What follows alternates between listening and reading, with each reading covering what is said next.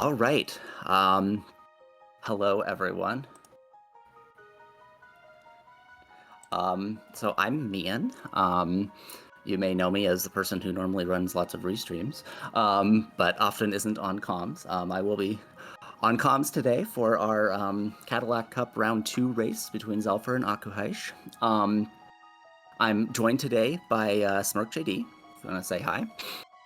Hey everyone, I am super excited today to see this race here on Jets of Time. I'm super excited because akuheish was kind of the person who brought me into the community. And it's a pleasure to be co-coming with you today, Mian, as you have been extremely friendly and welcoming as well. So I'm just excited for this race. Yeah, for sure.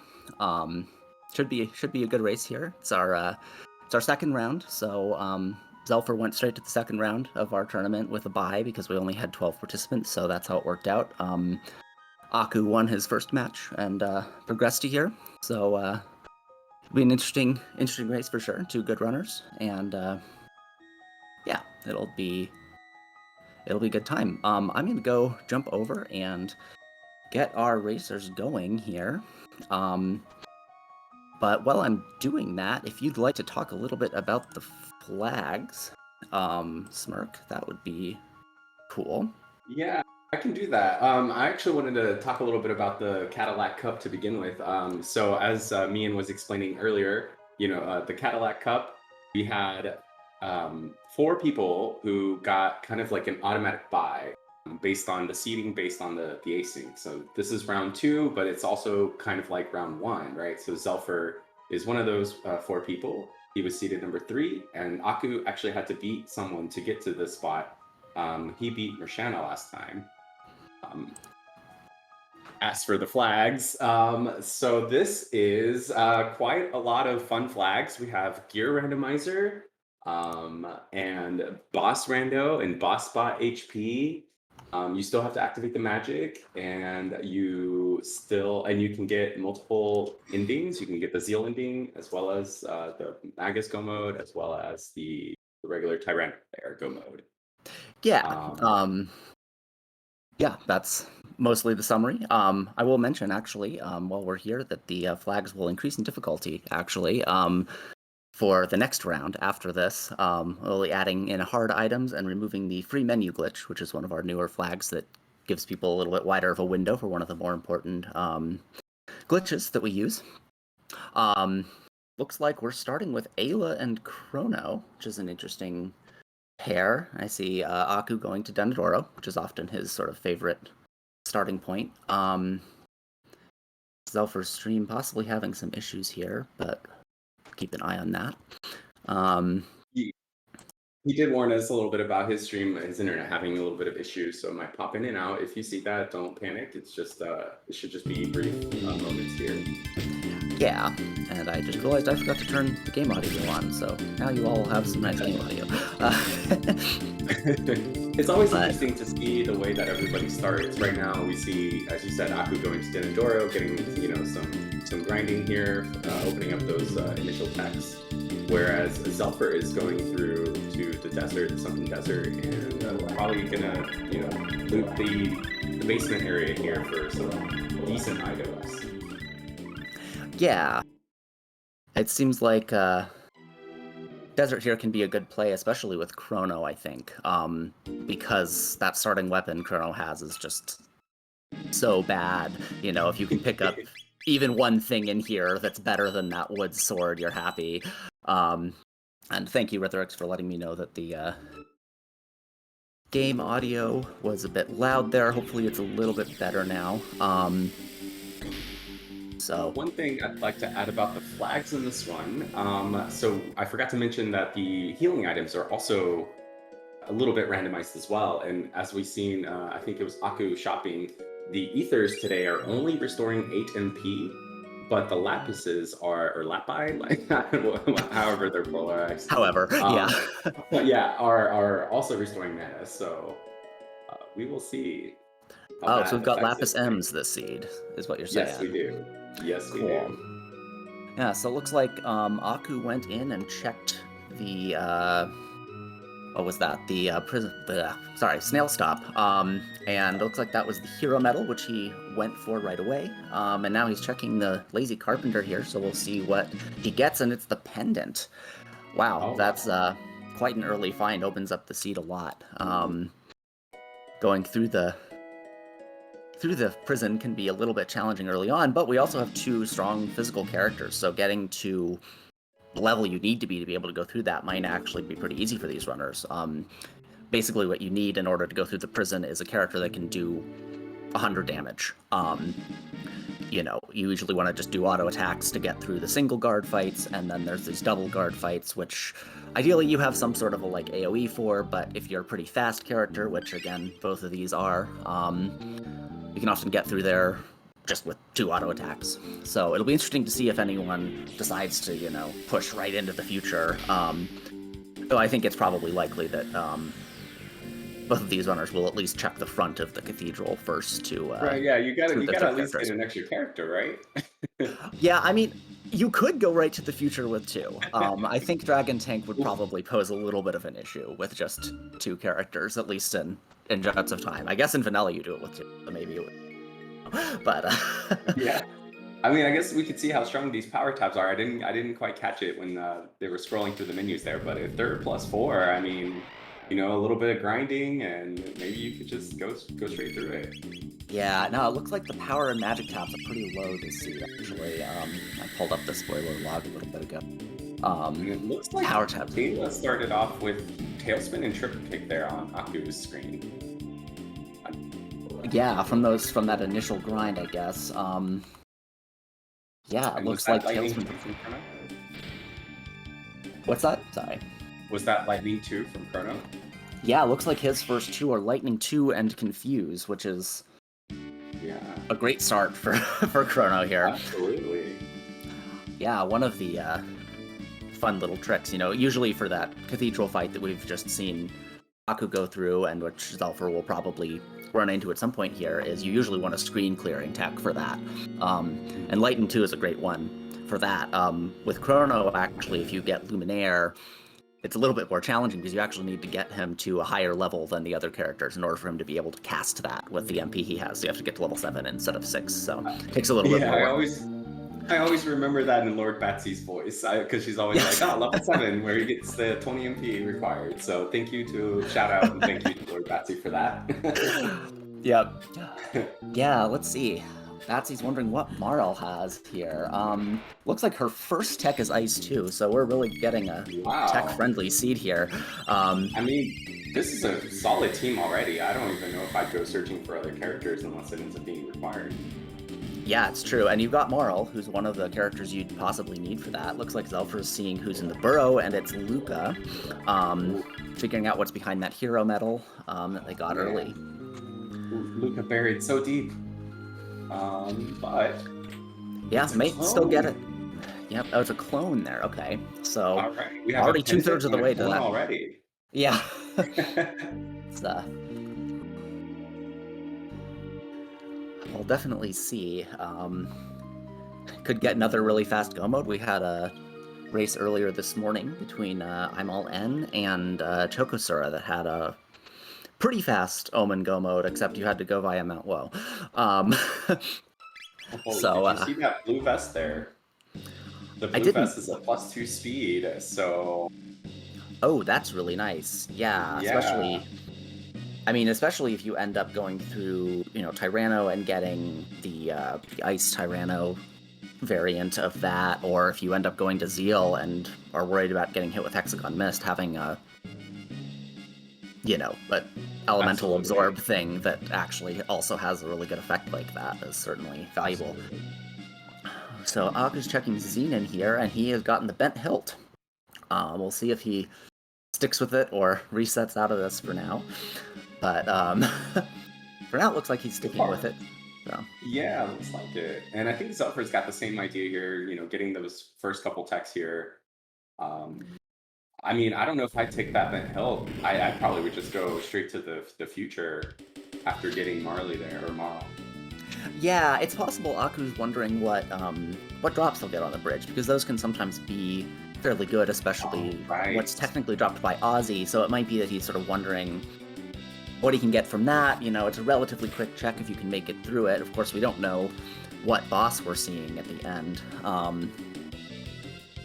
since this is boss rando, but it's a pretty early spot, so the HP is going to be fairly low. I think it and the techs are solid, so I think you're pretty safe on this. I think. Yeah, that does seem true for sure. Yeah, the trick here on the bridge, for anyone who doesn't know, is if you have a screen clearing tech, you can use it to clear out all of the skeletons, and then Ozzy runs away. But if you don't have that, if you just hit Ozzy 3 times with anything, he gets tired of fighting you and runs off, and then you go to the next Mian, fight. did you see that? Did you notice this already? We already have a triple tech. Really? I had not. Yeah, final kick is already there. Wow. That's great. I hope he uses it. Yeah, Or either of them, any of them. I hope either of them uses it. You always gotta get those extra points for using the triple techs, For sure. So I was talking to you just before this, and you were telling me all about Xelpher and how he's kind of the Genodome Pro. Yeah. What do you think? Do you think he's gonna rush Genodome with that future Axis? I don't know. It's an interesting question. I think that he's got some really good techs here.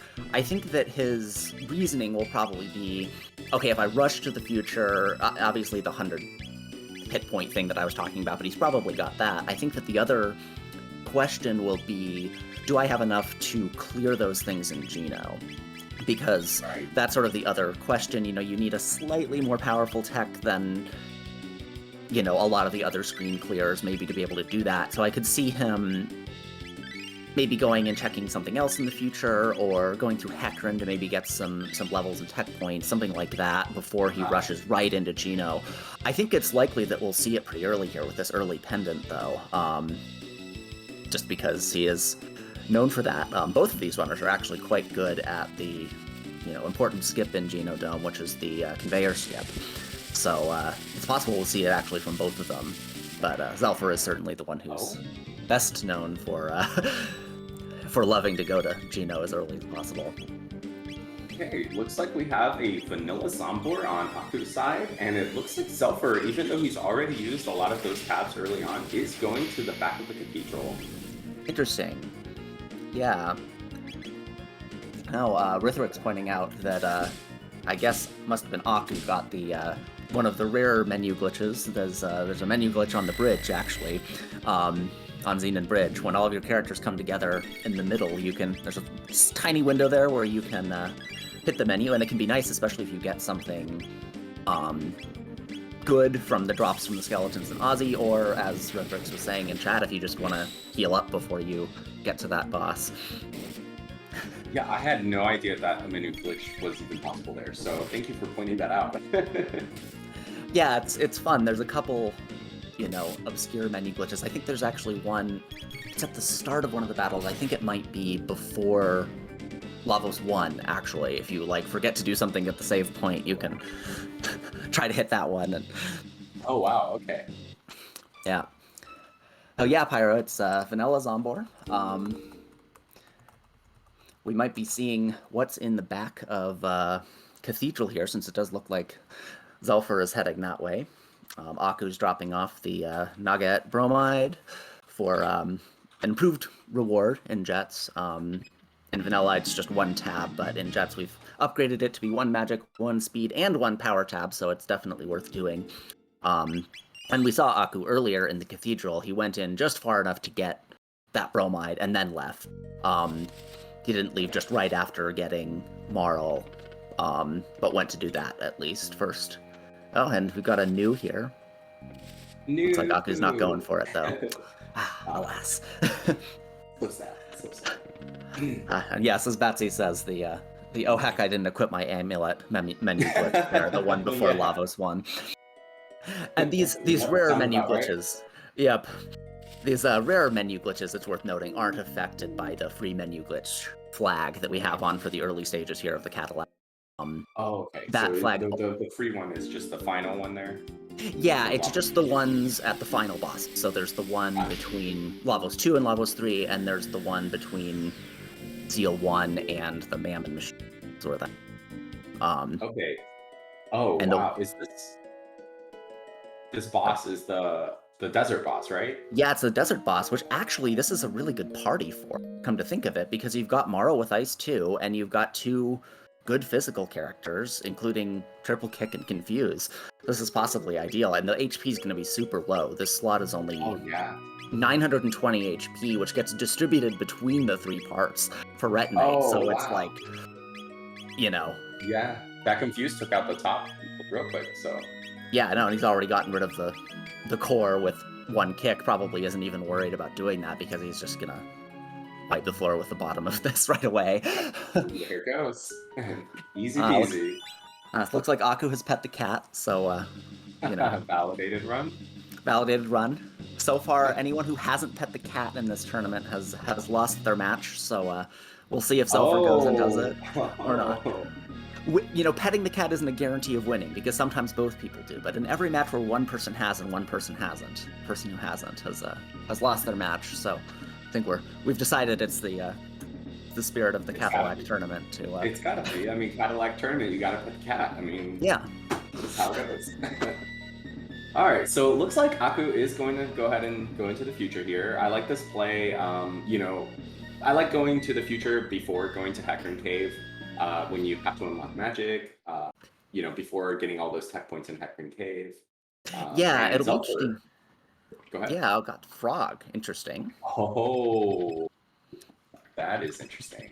Yeah, it's possibly not who he wants to add to his party, but it does mean that if he gets the part of the sword that Aku did and the other part of the sword, he'll be ready to go, where Aku might be less inclined to end up with Magus Castle Gomod since he did duck out of the cathedral. Exactly what I was thinking. Yeah, you know, for the Magus Castle Go mode, you need both the sword pieces as well as Frog. So you know, Yes. Xelpher's one step closer in that regard. Yeah, it's true. And this might be a decent time to run through the Go modes for anyone who's not familiar with them. So we've already mentioned Magus Castle Go mode. You get both parts of the Masamune and Frog. You forge the Masamune and you can break open the cave, go through Magus Castle. And we've set it up so that going through Magus Castle unlocks the door in Zeal Palace, which then lets you go fight Lavos and beat the game that way. There's 2 more options. One of them is the Tyranno Go mode, which to do that, you need to get the gate key in order to get to prehistory, as well as the ruby knife and the dreamstone. You use the dreamstone in Tyranno Lair to get to Zeal, and use the ruby knife to open the door and once again fight Lavos. The third option, which both of our runners already have 2/3 of actually, is Black Omen Go mode. For which you need the pendant in order to get to the future, and then you need the chrono trigger and the clone to do that, you know, important, you know, game name cutscene. And then that opens up the Black Omen, which you can go through and fight Zeal, the Mammon Machine, and Zeal 2. And with our standard race flags, we have a flag on that makes Zeal 2 the final boss, so that you don't have to, after that, then also do Lavos, because otherwise it would be far too much to have to slog through, and no one would really want to do Omen Go mode, at least not as much. So, Thank you so much for that explanation, Mian. And if there's anybody out there who is newer to this or anything, Mian is one of the best resources we have in the community for all of these things. So absolutely appreciated those. While you were going through that, I noticed Aku did say Fritz. I know he says all the time that he forgets to go get the mid ethers afterwards. We'll see if he remembers today. Yeah. Meanwhile, yeah, go ahead. Oh, I was just gonna say, yeah, it makes sense that he wants to save Fritz here as long as he remembers to go, since he does have Chrono, which is the Yeah. requirement for that. Yeah. Yeah. And meanwhile, Xelpher managed to go ahead and get the bent hilt. So he's got the bent hilt, he's got Frog. He's very close to the Magus Go mode, whereas Aku looks to be chasing more the Zeal Go mode. So we'll see how Yeah, definitely see how that goes. I have not actually spotted yet what the Aussie and skeletons have been dropping here, though I guess we didn't see anything yeah, super I didn't pay much noticeable. attention there. I did. I think I saw I think it was like a Gloom Cape Plus or something like that, but that was from the Zombor. Okay. And we don't have Magus, so Yeah, so we might sure. might end up picking him up, especially Aku's heading to the future here, so it's possible he's the character in Protodome.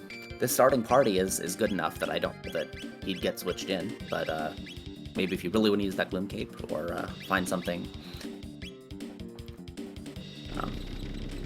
Yep, looks like Yeah, Aku I don't know is... that I would necessarily switch in just for the Gloom Cape. It'd have to be pretty good, you know, like something like extra speed or something. I don't know. Yeah, definitely. Aku's coming up on Dragon Tank here, who I think it's likely he will make fairly short work of. Mian, do you see what he's doing? He is committed. Those were speed taps on Marl. Wow, yeah, I mean, I guess he's he's decided on this, or at least on Marl. Also, I just wanted to briefly point out that we have like a staring match going on between Inane Pyro and Lord Batsy in chat. So, holding arms and glaring, nervousness increasing. Yep. I guess somebody used Final Kick, which I totally missed, but I'm guessing it was Xelpher on Zombor here. As I think Batsy was predicting earlier, Aku seems to be using Ice Sword 2 on the Dragon Tank, which makes sense because its head is immune to lightning and fire, which is very convenient because in vanilla you come here with the character who casts lightning stuff and the character who casts fire stuff. Yep. But being here with Marl got significantly better options as far as that, and Aku is through. And that was a speed tap drop there from the boss in the prison. Oh. The Dragon Tank. Oh my gosh. Yeah. Like, what is the name of that boss? Yeah. Oh, the one that looks like a dragon tank? Yeah, I don't know. Yeah, the one that's like a dragon and a tank. Yeah, you know, that one. Yeah. Nope, I'm sure that Speed Tab will never go amiss for any of these runners. It was actually like a speed everything. It's a speed belt, a speed tab, and like I think maybe a speed something else. I don't know. Yeah. I want to make sure that Marl stays in the party because the other two are already pretty fast. Yeah, for sure. Yeah, I did want to also point out they are doing incredibly. Like the skipping everything, you know, going through these battles extremely quickly, way faster than me. Like I think doing everything that they have done, I think I'd still be like in Cathedral right now or something. Yeah, these two are both very skilled runners in terms of skips. You know, the like sort of fiddly controller stuff that it's definitely not my forte either, but you know, knowing exactly where to run at just the right time to avoid those fights and practicing all of these different areas. And Xelpher is also heading to the future and has pet the cat, so importantly. Yep. Chat is definitely pointing out the hype. I mean, we have two racers who have both pet the cat now.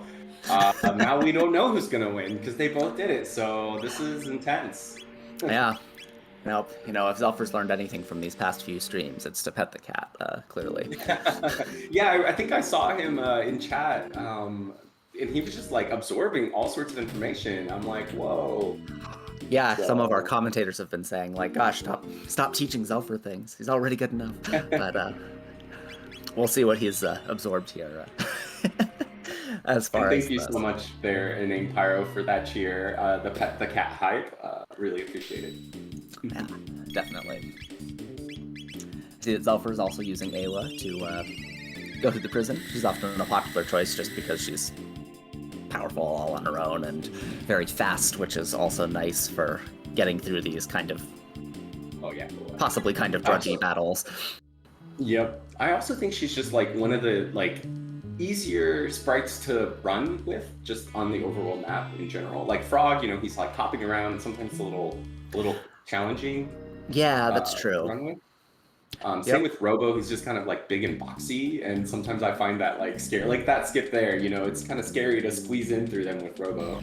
Yeah, it's possible with all of them, but it certainly doesn't You're look right. like it with Robo. Speaking of Robo, actually, Aku ducked into Protodome there very quickly, and Robo is in his vanilla location in the back of Protodome, but it looks like Aku is actually going to go run through Factory to unlock Magic, presumably, and will probably grab Robo at the end of that, since that's the way he'll be going. But Is that required? Or like when when he finishes this part here, will it be required for him to grab Robo, or can he skip getting Robo? no, he could in fact skip grabbing Robo. I think most players don't skip past that unless they're like really sure that they're not going to need the character who's there. And with Robo, he does block a check. He blocks the Sunken Desert check with Fiona. So I think probably anyone would choose to pick up Robo here, but you can dodge around him and make sure you don't, collide with him, which I think is the trigger for the cutscene that gives you the character. Okay. So. Interesting. There's Xelpher also freeing Fritz. And checking this chest back there. So what tier is that chest back there? I don't think I've ever.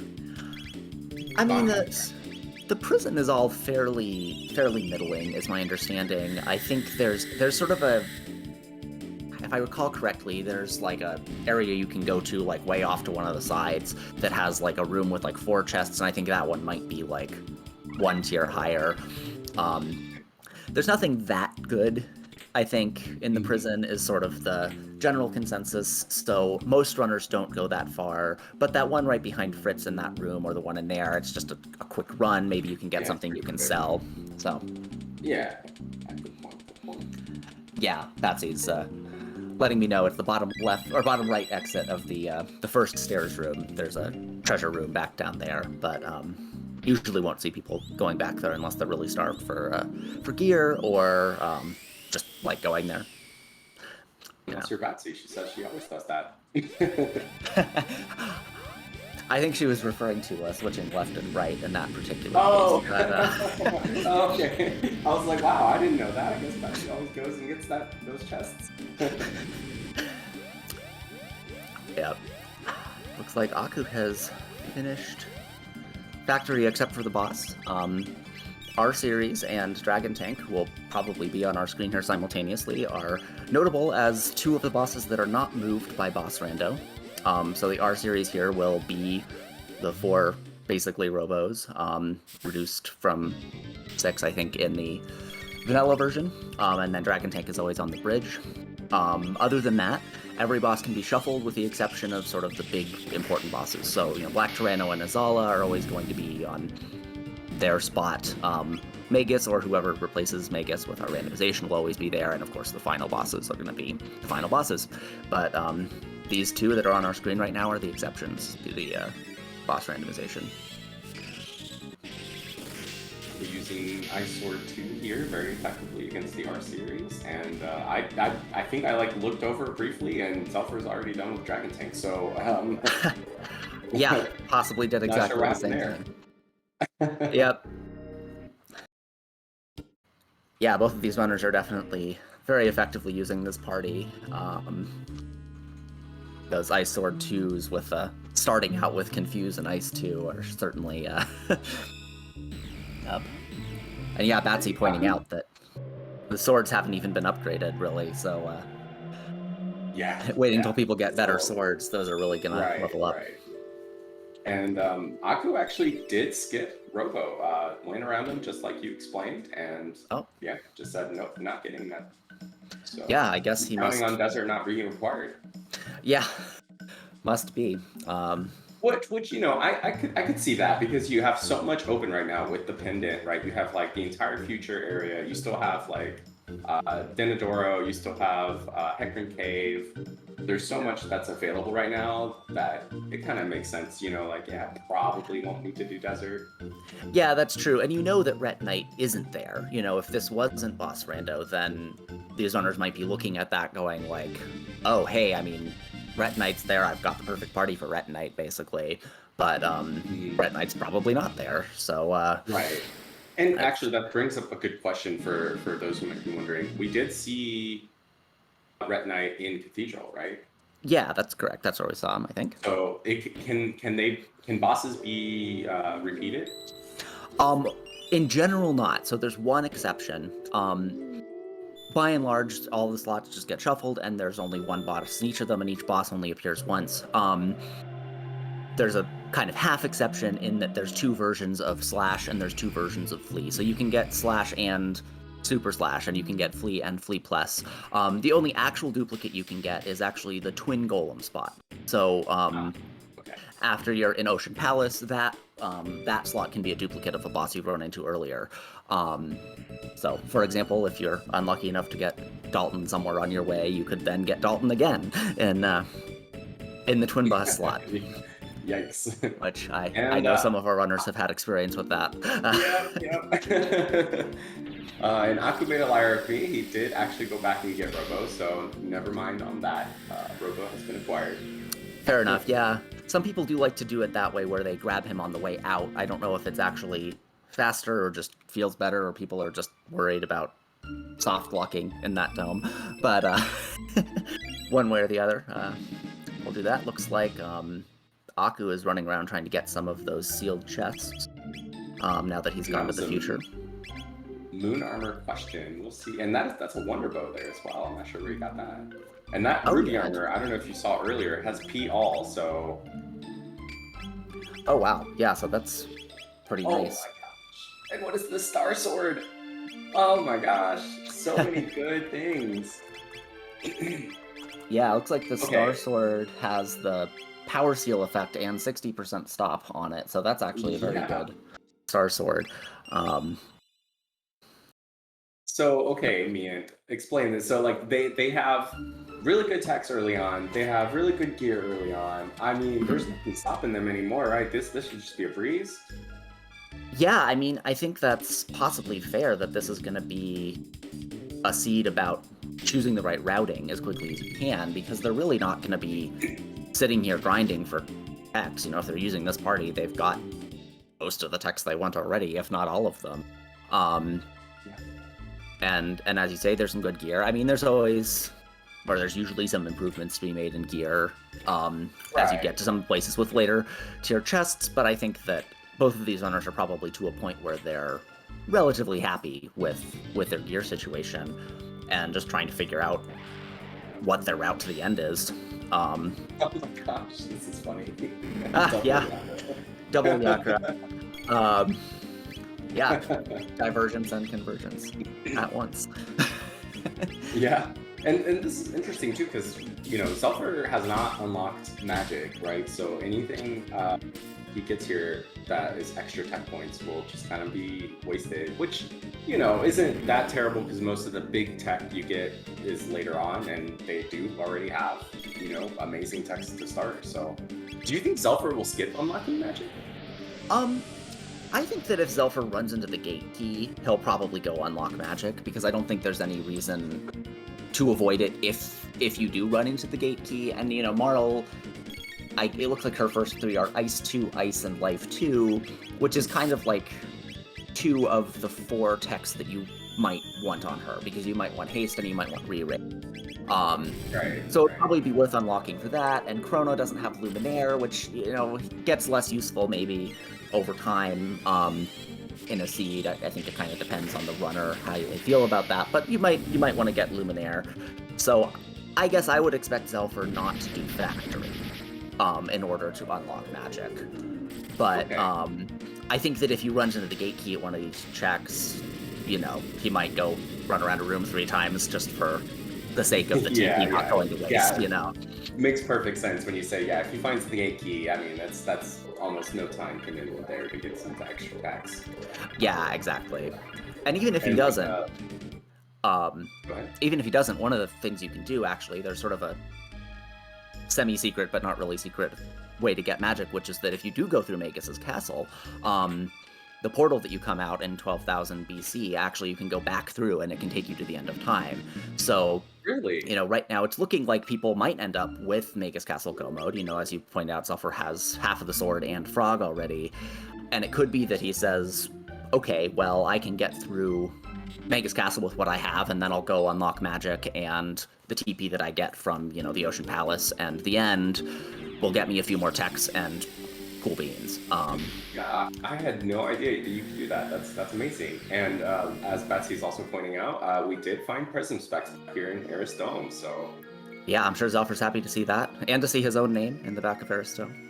We tend to put the top 3 of our tournaments in the list there for the race winners in the back of Eris Dome, and Xelpher has the distinction of actually having finished in the top 3 in all of the tournaments that we've done that updated that list, which is only 2 of them, so it's not that big of a list, but Xelpher's the only one who's participated and gotten in the top 3 in both of them, so cool to see. Oh, I missed the item there for on Aku's yeah. Let's see. Oh, Robo's ribbon. Okay. Yeah, I mean, Aku's already committed most of his tabs and stuff, so I think it's not that likely we're going to see him using Robo. There's another Wonder Bow for Aku. She doesn't need. But, yeah, Robo's ribbon is something that people definitely like to see when they're using Robo, but it's kind of a dead check if you want. So, more than kind of. Speaking of the gate key that you mentioned earlier, Xelpher just found that from Eris Dome. Just got it in Eris Dome, so yeah, there we go. But yeah, we'll see if I think that is going to be a little bit more of a time save for Xelpher unlocking magic, right? Because it's a lot faster to do it with the gate key. Yeah, it should be. Factory is fairly efficient, especially if you have lightning, which of course these runners do because they have Chrono with lightning too. But it's still going to be faster to go through the gate key because you don't have to do anything. We see Xelpher picking up his mid-ethers from Fritz. So oh, there it is. It's gotten happening. That one. He remembered. We'll have to see if Aku remembers too. But yeah, so far he hasn't. Question in chat as well from Inane Pyro. Magus is on Dactyl Nest. Does he pick him up? What would you do, Mian? Gosh, I mean, I think both of these runners seem very comfortable with the party they have. They've got great techs on everyone in this party. You know, they don't really have resources committed to someone like Magus. You know, Dactyl Nest can be a nice pickup when you're low level. You know, it's level 15, it has 3 techs unlocked. Batsy has pointed out a good reason to do it, which is that Magus comes with an amulet equipped, and those cost 50,000 gold. So if you don't want to spend 50,000 gold on an amulet, picking up Magus is worth it for that. But as far as going into their parties, I really doubt that either of these runners would switch in Magus at this point, just because they've committed so much to these parties that are doing quite well for them, as we've commented. So. Yeah, absolutely. All right. We have a Xelpher going back to unlock that magic, where Aku is going to Hecarimscape, so... Yeah, and since Aku has unlocked magic, Hecarim will possibly get him some of those later on techs that weren't in the first 3 that we were talking about. I don't know if he'll be looking for anything specific, or if he's just sort of figuring, grab some TP, I've got to do this check anyway to see if it's something I need. But, yeah.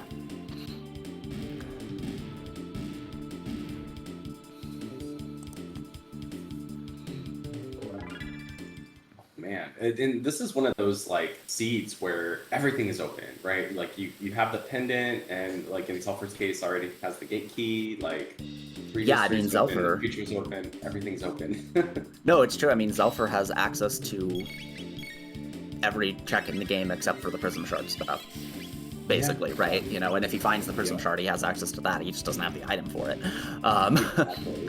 And Giant's Claw, I guess, same idea. But you know, nothing is blocked by the big blockers like characters or the gate key or the pendant.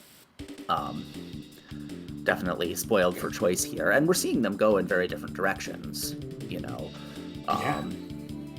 Aku going to the desert, and then Hecarim. You know, Xelpher was doing Eris Dome there. Looks like his stream may have frozen again, but let's see how that's. Yeah. I mean, you know, and Xelpher also has Frog, right? He went through the back of Cathedral, got the Frog. So, you know, for Xelpher, it's just a matter of finding those go mode items. Whereas for Aku, if let's say here in Hecarim is the Broken Sword, you know, he still has to go get Frog, which he does have a, you know, he already knows Luke is in the burrow, so he knows it has to be either Dactyl's Nest or Cathedral. And since he doesn't have the gate key, I think he might just go to the back Cathedral and hope that Frog is there. Should he? Yeah, that's true. If he does get that mode, I mean, either of them also could find the Chrono Trigger, and that would give them go mode immediately. Yep, absolutely. It looks like Xelpher's stream has gone extremely pixelated, but he's heading into Laruba Ruins here to see what rock is here. That was one of the important things that happened in the run just earlier today, actually. Looks like he's gotten a Gold Rock Plus. One of the fun things with Gear Rando is that the rocks can actually get bonus effects. And it looks like that gold rock has barrier and shield on it. Wow. So, yeah, it could be worth doing. I admit that yeah, I was just trying to remember that myself. Let me pull up the wiki, which is very useful if you don't know. I think Frog is one of them. Yeah, it looks like Gold Rock is Marl, Frog, and Robo, which I'm guessing is, yeah, what Patsy just said in chat. But, yep.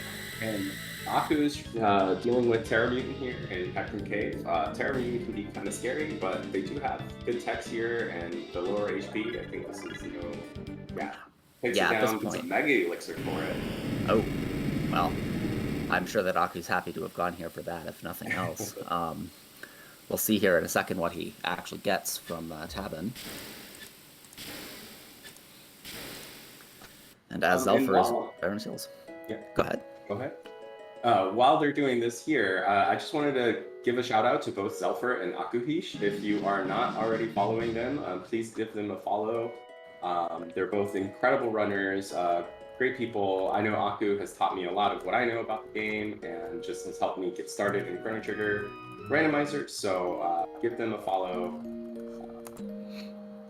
And also give my fellow co-com a follow as well, Mian, and our tracker today, who is Ritherix. Thank you so much for tracking. Without you, I think I would be completely lost, so...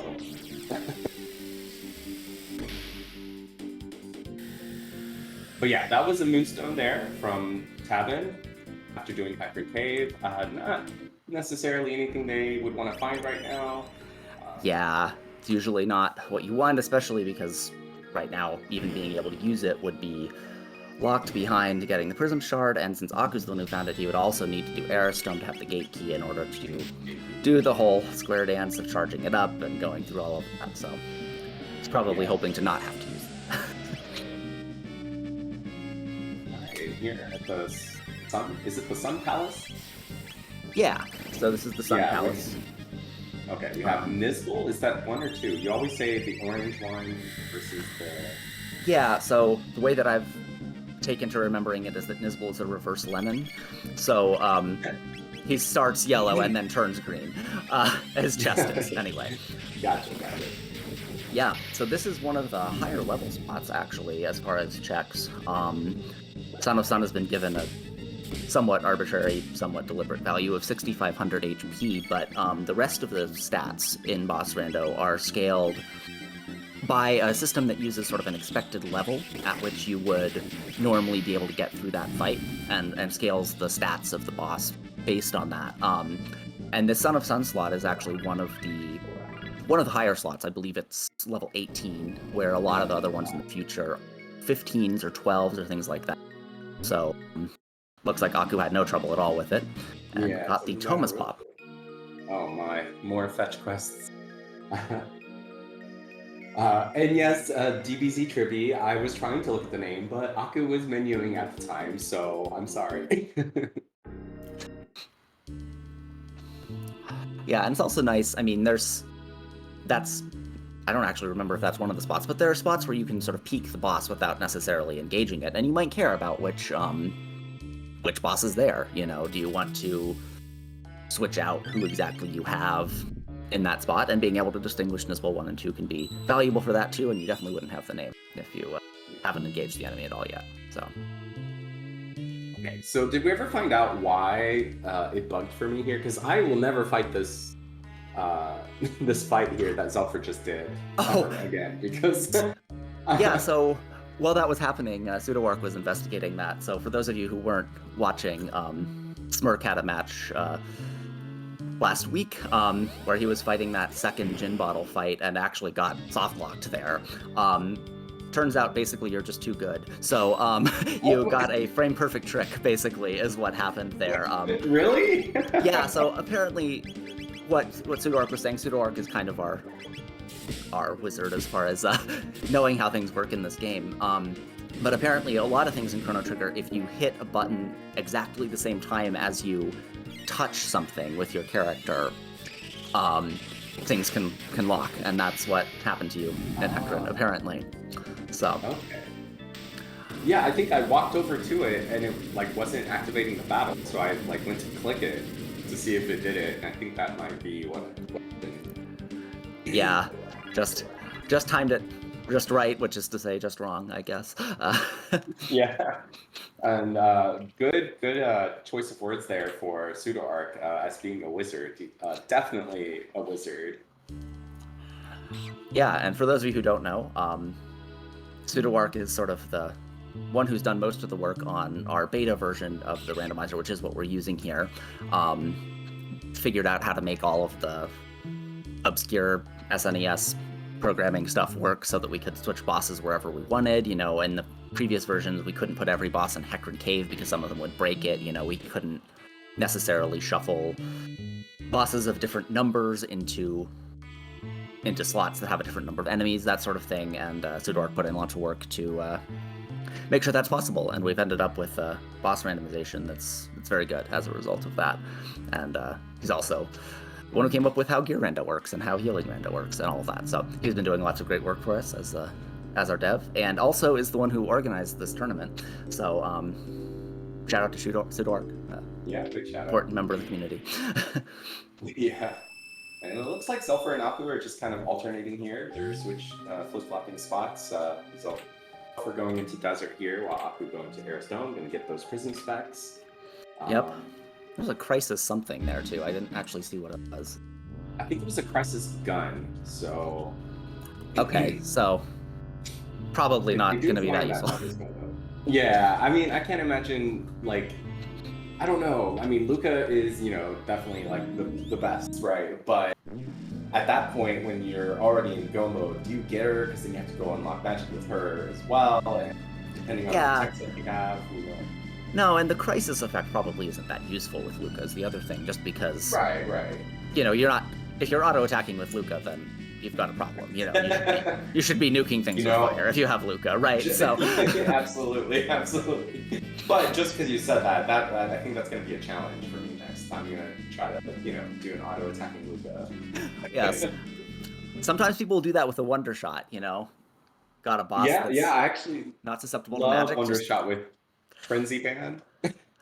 Oh, yeah. No, especially. It's true. You know, just get in some extra random damage there, you know. Might not matter, but it might. Why not? Okay. Yep, and there's Aku finishing Aristom, so he will now have that gate key. We'll see if he goes right there or not. He does have all the information, so he knows that it's Magus there. He might be interested in doing Reptite Lair, but obviously he doesn't still need to unlock magic, so we'll see if he decides to go there right away or figure out some other check to do here in the future or something like that. Oh. Is this... Oh, okay, it's like a moonstone? No. Looks like he went to the moonstone spot, but if he's going to 1080, he's not actually putting the moonstone. Yeah, so. I think he might have been trying to go to 65 million and realize, oh wait, I actually have to go take the gate key over there.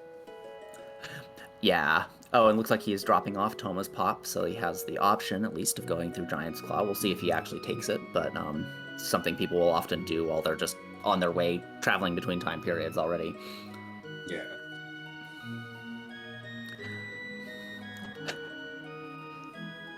Okay, so we have what have we not seen? Woe, Mount Woe, Geno Dome, and Giant's Claw, right, which is being activated now, as well as Reptite Lair. I think that's most of it. We of course also haven't seen the King's Trial or the Moonstone item. Right. But they haven't found the Prism Shard, so that's not really on the table yet. All right, so I'm guessing what Dreamstone on Mount Woe, the Proto Trigger in Genodome, and the other sword in like the Prism Shard quest. On the Moonstone, yeah, that's good commentator curses. Oh yeah, I guess we haven't seen Denadoro the whole way through, have we? Yeah.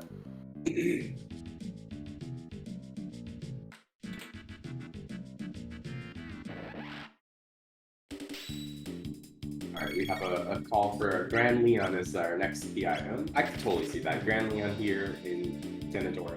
Totally. It's worth noting that the Grand Leon can actually also be randomized by gear random.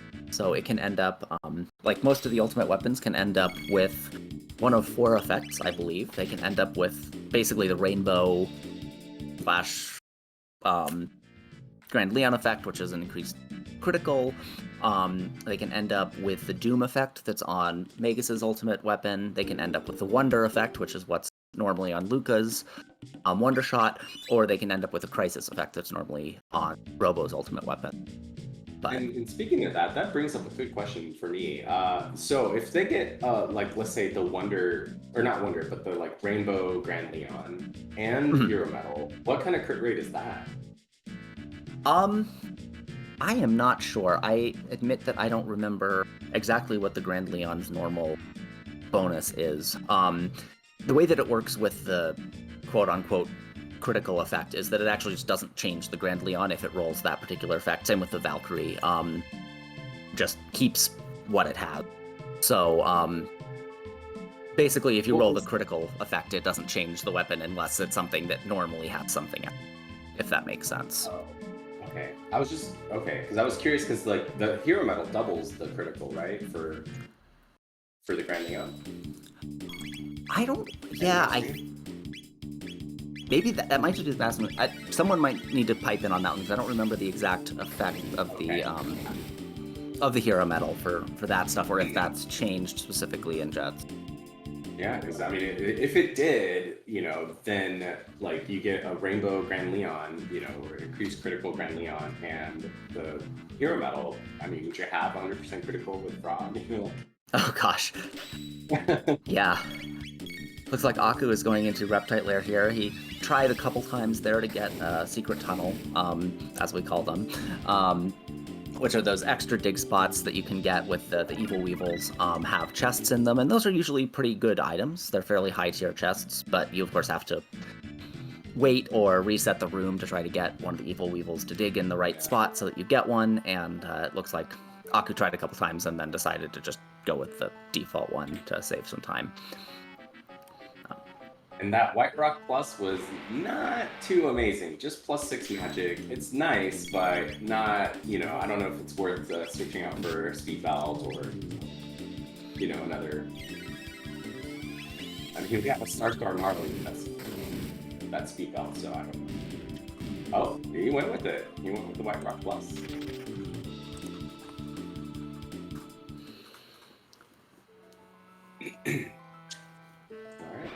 And these racers are both going so fast here. It's really cool, like to see, they both go through an entire dungeon and get to the boss around the same time as each other. So yeah, it's true. I mean, with this seed with the good character stuff right from the start, it's really turning into a fight about execution and making what choices you can as quickly as possible. So I think both racers here are really focusing on how to get through whatever they're doing as quickly as possible because it's so open. They just need to be like out and out checks, find whatever go mode they're gonna eventually get.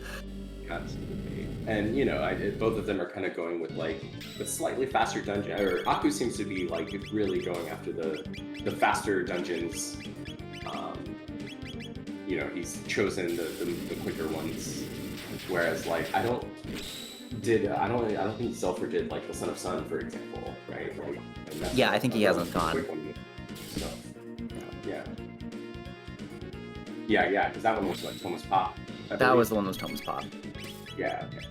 Rithrick's pointing out the vanilla boss on the... Oh yeah, it is. But there it is. Yep, so we'll see. Slash on the side. Yes, which is actually the stronger of the slash variants, because the other one appears in the...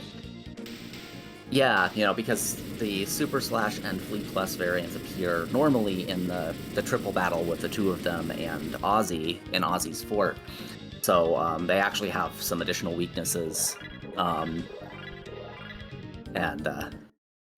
lower HP with the supposedly upgraded versions. I always find a little bit funny. And Xelpher got the Doom Blade, which is to say he did get the Grand Leon, except that it rolled Doom. So, okay, I was like, yep. wait, what? Doom Blade?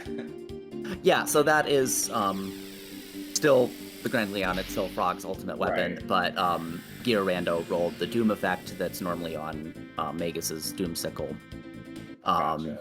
instead. So we'll see if anything uses that. I don't know that either of these runners are going to use Frog at all, so we might not see it. Right. Well, shout out to Inane Pyro there for guessing that correctly. The Grand Leon was the next key item. And meanwhile, Aku did get the Ruby Knife in Reptile. So Aku is now 2/3 of the way to all 3 go modes, which is everyone's least favorite spot to be, I think. But at least it means that he's likely to get a go mode pretty soon. But, he's possibly sitting here thinking that with his luck he's going to get the Prism Shard on the Jerk Key. Yeah. And the Grand Leon, I guess he doesn't. I mean, Woe and Genodome are really shouting pretty loud right now. Yeah, we'll definitely see. I think so. What else have they not done at this point? I mean, I think that's it. I think this is all that's left is the what Aku's doing now, which is Giant's Claw. Giant's Claw, yeah. Xelpher is slightly behind, but he did do Denadoro, where Aku is not, so... Yeah. So I guess, if Aku does get go mode here in Giant's Claw, then he'll probably be ahead. If he gets something that he doesn't really need, maybe he'll run to Denadoro next, and then get the probably useless item. And yeah, Pyro mentioning that Aku's 2/3 to go mode. I was actually commenting on the fact that he's 2/3 of the way to all 3 of the go modes, because he's got he's got the pendant and the clone. He's got, well, I guess Aku doesn't have Frog, but is otherwise fairly close to that because he knows at this point probably that Cathedral would be the place to check. Yeah, so Aku's taken a more, aggressive approach on this one. He skipped the back of Cathedral, he skipped an relatively early dungeon like Denadoro, whereas Xelpher is playing the more complete and thorough route. Definitely got the character back to Cathedral, which, could be useful if the go mode ends up being Magus Castle. At least, the quick go mode, I guess, if that is a thing in the sea. Yeah, looking at how these checks have gone, it sort of seems like maybe all of the go modes are kind of similarly difficult to get because they're spreading out and kind of ending up with 2/3 of everything. And yeah, Batsy was asking how much the power taps are this seed. They are +2. Tabs all rolled pretty low this seed. The magic tabs are also +1, which is the minimum for both of those. Aku running into either Flea or Flea Plus here at the back of Giant's Claw. Xelpher also skipped even waiting for the hole in effect. He just went straight into the very first one. So. Yeah, I mean, I wonder, we're 56 minutes in. It's a super open seed. I wonder if both of these runners are really feeling behind, honestly, because, this kind of wide open seed can be really stressful for a runner because if your opponent happened to choose the right 3 things first and you're choosing all the wrong ones, they could be way ahead of you. Exactly. And, we know as viewers, of course, that both of them are kind of sitting there on well, I got 2/3 of this, who knows? But neither of them is going to know that. I'm betting both of them are feeling behind. Yeah. Also, did you notice? I didn't know that you could do this, but Aku totally got the stop effect on Flea. Yes, with that so that's sword. So that's one of the things that's different about Flea Plus is that Flea Plus is susceptible to status effects. So often people will use Boogie or a weapon that has the stop effect on it, or whatever. Stop is kind of the best one you can get. You can also maybe put him to sleep or something like that if you wanted to, for a similar effect. But that's one of the amenities that they built in, since you normally see Fleet Plus in a multi-boss battle. Back of Giant's Claw, there was in fact the Chrono Trigger. So Aku is in Omen Go mode and heading to Keeper's Dome to talk to the new, and probably will then jump into Death Peak. This was best case scenario for Aku, because if he had found the broken sword, he would have known he had to go either back to the cathedral or Dactyl's Nest to look for Frog. So getting this go mode is actually good for him, because now he doesn't have to worry about that other character. He just gets to go straight to go mode and progress. So I would say at this point, Aku is in the lead. It's just a matter of time for Xelpher when he finds his go mode, and it just depends on which one as well. Yeah. No, I suspect, knowing Aku, I suspect he would probably have preferred to find the Dreamstone. We've also put him directly into Tyranno go mode. I know that Omen isn't always his favorite, but both of these runners know that you take the mode you get, unless you've got one really quick check and there's a really good chance that it's going to give you a different go mode that's going to be faster. Usually what you get first is where you're going. There's just not really enough variability between the times of the different go modes for it to be worth hunting, except in some pretty rare scenarios. Yeah, I think I'm with Batsy on this one. I kind of want Xelpher to find the Dreamstone and get the two separate go modes, because like you were explaining, Mian, it's a little bit faster, right, than Zeal. Yeah, I think a lot of runners consider Tyranno faster, though there are runners who think Omen's faster too. So those two are definitely the most interesting to get as two different go modes in the same stream, I think, because it really does vary by runner which of those are most liked. It does look like Xelpher may be heading into Giant's Claw, which would get him the Chrono Trigger in the same go mode, but we can hold out hope here. Yeah. And Omen here is not a bad one. You have Marley, you have incredible speed stats on all the characters at this point. You can just Ice 2 your way through most of it. I know Luca is the preferred one for the fire damage and the flare, but with those prism specs and Ice 2, you can just blow through those goons. And yeah, for sure. People talk about how fire is sort of the preferred way to get through Black Omen, but unlike, Shadow and Lightning, Ice, there really isn't, nothing in there is resisting Ice. It's really just that Luca has this amazing magic stat, so she's going to be the most powerful going through there. But if you've got something powerful in Ice, you've got sort of the same, you can hit all the same things.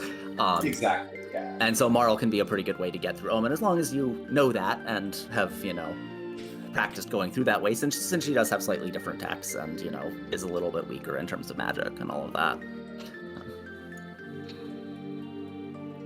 And yeah, I think I can't remember which update it was. I think Marl and Luca have the same magic growth. It's just that Luca has flare, so if you get to Omen a little lower level, flare is going to definitely wipe the screen, whereas Ice 2 will not, so that's definitely true. You need to have something like the Prism Specs, or at least the Sunshades or something, to actually be able to wipe out those guys, which for me actually it feels nicer doing when I have Frog with the Hero Metal, because the Hero Metal grants that effect, and Water 2 does the trick. Even with that's true. Magic stat.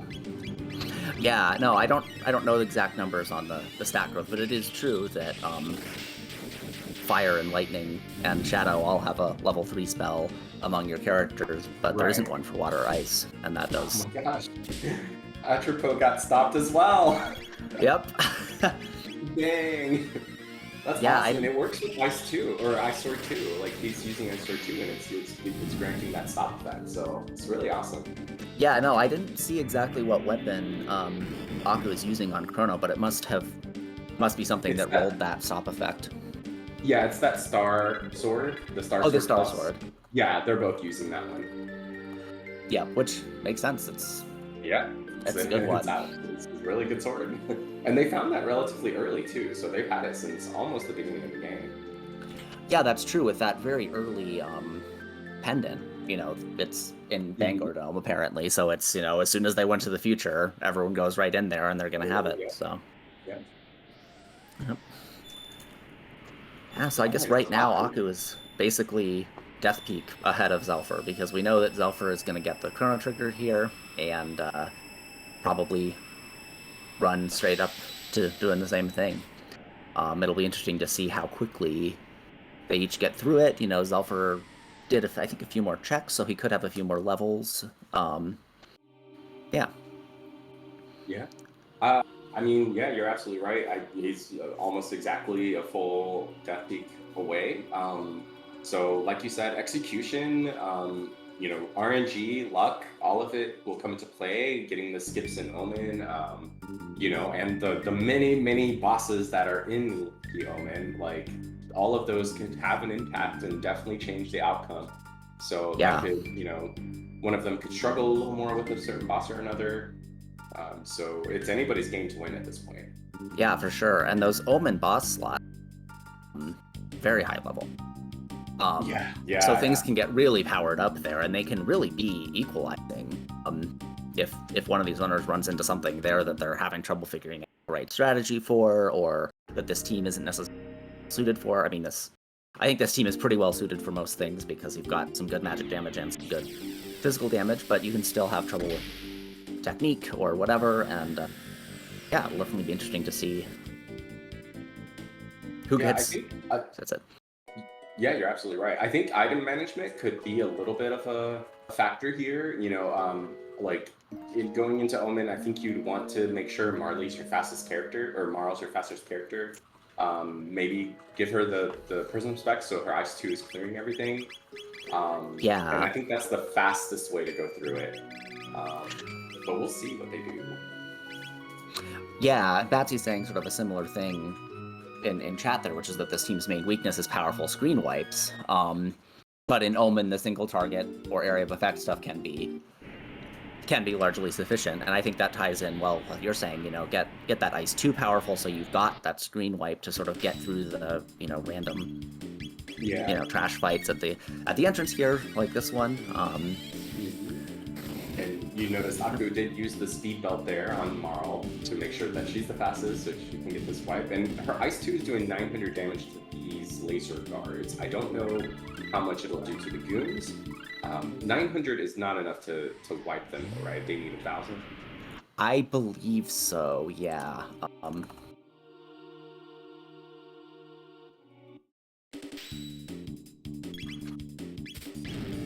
Okay, it's 1,000 or 1,050. Thank you, Lord Nancy. And you're absolutely right, DBC Trivy. Speed pumped Marley. That was strong enough to do Omen. Absolutely. As well as Lord Batsy, like a lot of those powerful single targets are really useful here as well. All right, let's see how Aku does this goon fight. Yeah, I'm watching Xelpher here. As some of you may know, and some of you may not, you actually don't have to fight anything on Death Peak. All of the fights are skippable up until the boss. And I think so far Xelpher hasn't hit anything. So it's very smooth execution there. I wasn't watching that closely for Aku, but I think he might hit one or two. He ran from the goon fight, so like Lord Bat said, apparently he doesn't. He's just like, man, I'm just gonna run. No thanks. Yep. So yeah, it looks like he's trying. It's one of those. It looked like he had queued up a Luminaire there, but now he's running, so I think I just misread. But and this is something that Aku is a very, very brave runner. Like you wouldn't catch me doing the things that Aku does. Like I would fight those goons because I want the experience. Like 2,000 experience and 50 tech points. I mean, the tech points aren't super critical right now. They have really good techs already, but that experience, can really come in handy. When you're fighting Zeal or Lavos, and getting into a situation where you're like just under leveled enough where it's like causing a lot of trouble for that final fight. It can be really tilting. So it's definitely true. Level 23 right now, so that's Yeah, that seems like probably will work all right. You know, he's going to get some experience from the rest of these enemies that he has to fight, like the panels. Could be a little bit on the low side, depending what bosses he runs into. So it'll definitely be interesting to see where he goes for it. And you're definitely right that Aku will plays it close to the edge sometimes. You know, Yeah, he does. Enjoys getting through by the skin of his teeth on these bosses for sure. Ooh, nice skip there.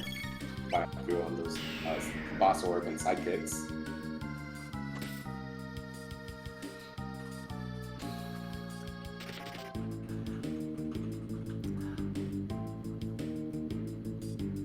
See what level, like you said, I think Xelpher's probably going to be a little bit higher level, doing a few extra things.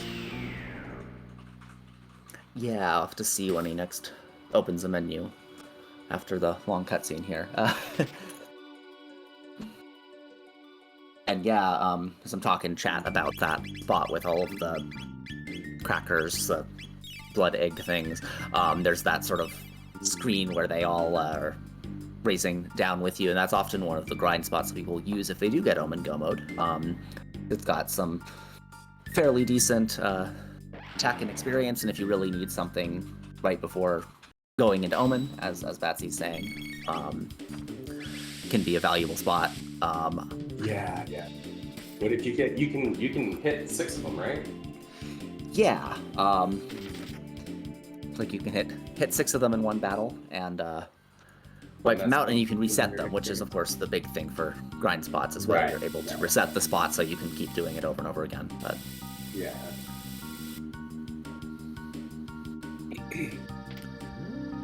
Aku's hitting the elevator here, so we'll see how many fights he gets here. It used to be in the past that these elevators were completely random, so 2 runners playing the same seed would get different numbers of fights between the two of them. That's been fixed now, so that it's still random, but everyone playing the same seed will get the same number of fights on the elevator. So that's a thing to watch out for, I guess. Was that a Wonder Bow counterattack from Marley that did 1,500 damage there? Gosh, it might have been. I think it was. Well, that's a way to deal with the goons. Yeah, just sometimes it works, right? Wonder Bow. And it was just that one fight. And yeah, no, it's a good point you brought up. Oh, go ahead. Oh, I was just gonna say, yeah, sometimes that Wonder Shot, Wonder Bow, whatever damage just makes the difference for getting something a little bit faster. Might not make the run for you, but it's sure fun to happen to deal 1,500 damage to something. So that was a Slasher 2 Plus. We'll see what that does, hopefully sooner or later. But yeah, probably gonna collect all these chests here, and and a prison dress. Prison dress, a rainbow helm, I think I saw there too. 2 prison dresses. Mega elixirs, amulets on sale. You don't really need amulets for Zeal, but yeah, generally speaking, not. That's something that you're worried about if you're going to run into mutants that cast obstacle at this point, or if you're doing Lavos. We did see Terra Mutant, I think, earlier. I don't remember if we also saw Giga. I think that's the only one. That's the only one we saw. So there's a decent chance we'll see Mega or Giga or both. Yeah, it's certainly possible. And if they do run into one of those, then they might want to have an amulet, but they won't need it for the final boss, at least, as you were saying. Yeah. Oh, did we see what that Slasher 2 was? I don't know if we saw it in the stream, but I can look it up. So let's see.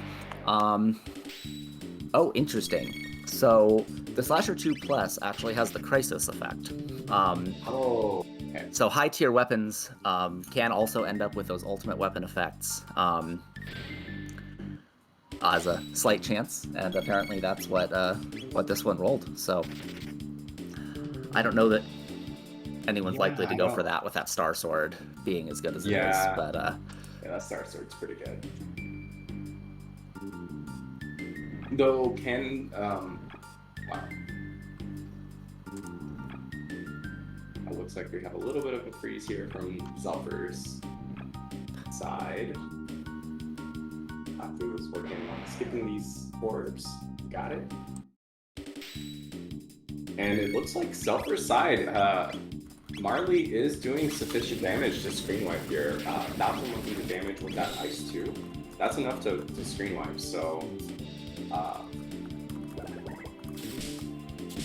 lead, yeah, higher level coming in here, 25, and with that screen wipe. So.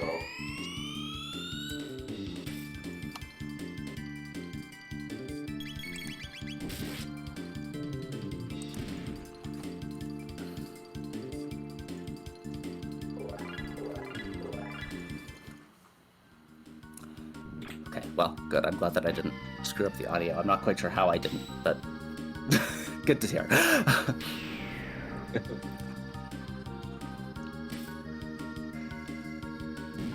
Well, I mean, it's really hard to say. I didn't time when Aku got into Omen versus when Xelpher did, or when they both got to that peak. Oh, yeah. I didn't know you could do that.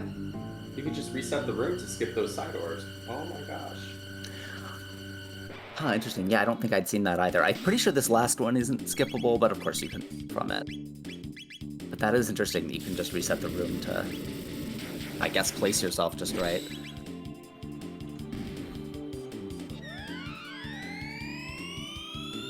The last one you can't skip. Okay, thank you, Betsy.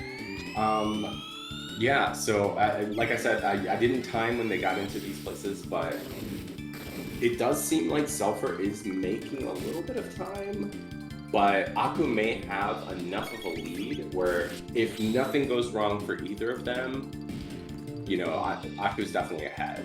So again, you know, with all the bosses that are remaining, anything can still happen for sure. For sure, yeah. And I will definitely be curious to see what we run into here in these very high leveled up spots.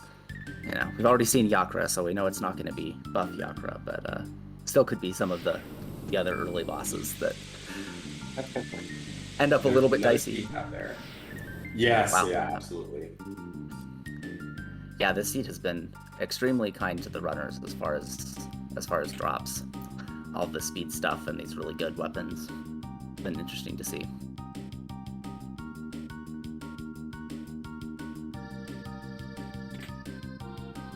Getting all the good skips here. He did find an elixir, and I do think he has a mega elixir in hand as well, which is very handy for that Zeal fight. Yep, looks like he's got the one there, often used in the middle of the Zeal 2 stage after the HP to 1. Plenty of shelters, and here is boss. Let's see what we get. Yep. Looks like Giga Gaia normally met on the top of Mount Whoa. I'm not sure how Giga Gaia would be in this slot. Fairly high HP and probably scaled up a decent amount. Okay. Yeah. Looks like Ayla and Marl both have decent fire protection, but Chrono took a good 230 damage from that, so that was painful. We'll see about the shadow damage here. And thank you, Lord Betsy, for putting in the time there for when they. Oh, okay. There's a reset. Yep, there's that. We'll see if he makes any changes to his equipment here to try to mitigate some of these issues a little bit more. There we go. That Dark Helm absorbs some shadow damage right there, so. Yep. And Xelpher did equip that Slasher 2+. Wow, interesting, okay. He's going with that Crisis effect. Yeah, we'll definitely have to see. It's Crisis can be an interesting effect since you've got to manage HP so carefully, but as I think PseudoArk was pointing out the other day, actually having healing item randomization on gives you some interesting options in terms of that, because you're not healing for clean multiples of 10 with the items, so you might be able to get yourself an advantageous number for that Crisis effect using, you know, low-level tonics or mid-tonics. Right, yeah.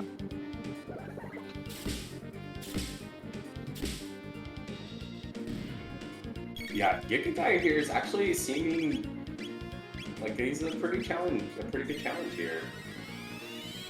Yeah, Aku's gotten down one hand there, probably hoping to get the other one so he can focus down the center here. I wonder how much HP this would have here, because so with the boss spot HP flag, I don't remember if you mentioned, but there's an HP value associated with each spot. But for multi-part bosses like Giga Gaia, the HP gets distributed between all of the parts that you need to be able to take out. Looks like he got through Giga Gaia that time.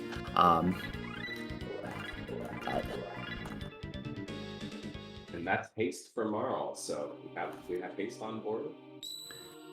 Yeah, so and that could be very useful.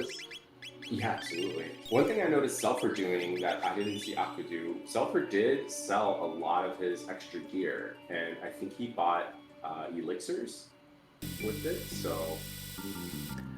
Yeah, and that could be valuable. I mean, it's spending less time throwing potions at people certainly can make a big difference. I think it's unlikely that either of these runners is going to get into like a healing loop, because they just have such good equipment and such good like attacks, but definitely could save them a few seconds. Right? Yeah, and all the speed.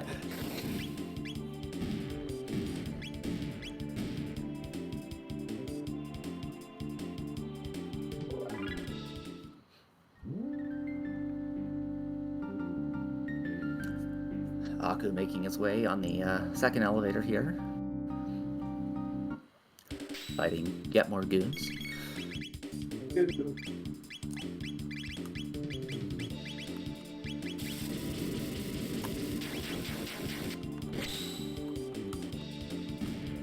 Okay, so Chrono's sitting at 436 HP with a regular attack at 436 on that little flying ball.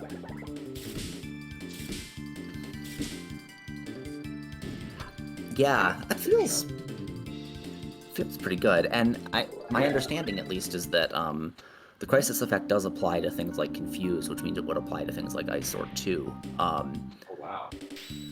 I could be wrong about that. Maybe someone will correct me, but I think you're right. I think you're right. Yeah, so Xelpher might be sort of banking on, well, if I can manage this, I can get just that much more damage output. All this stuff early on, very good. I'm sure both runners know that the other runner has a lot of good damage output, maybe looking for just a little bit of an edge.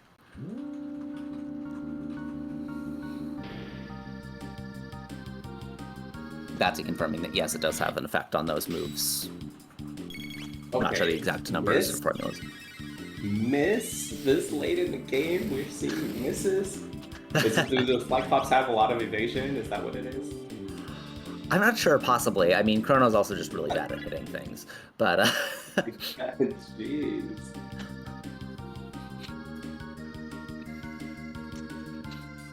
Oh, I got that skip too. Very nice. I can never skip those two, where the bats are going up and down. I can never get that skips.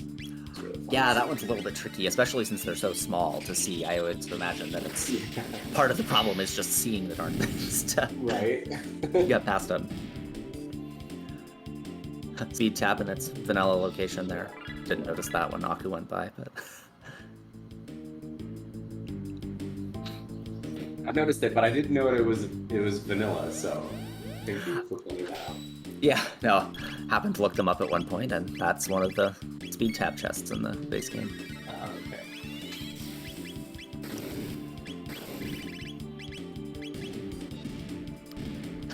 But it's yeah, kind of I do. Go ahead. I do remember what Batsy's saying. This is where you farm your speed taps, and I do remember the panels. You can charm the speed taps from them. So I remember maxing everybody's speed out, all characters. Yeah, you know. Like, why would you do anything else, right? Right. You gotta have the max speed.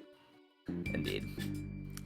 Yeah, I was gonna comment, it's sort of mesmerizing watching Xelpher here because he's got all of this, like, movement down so precise. It's,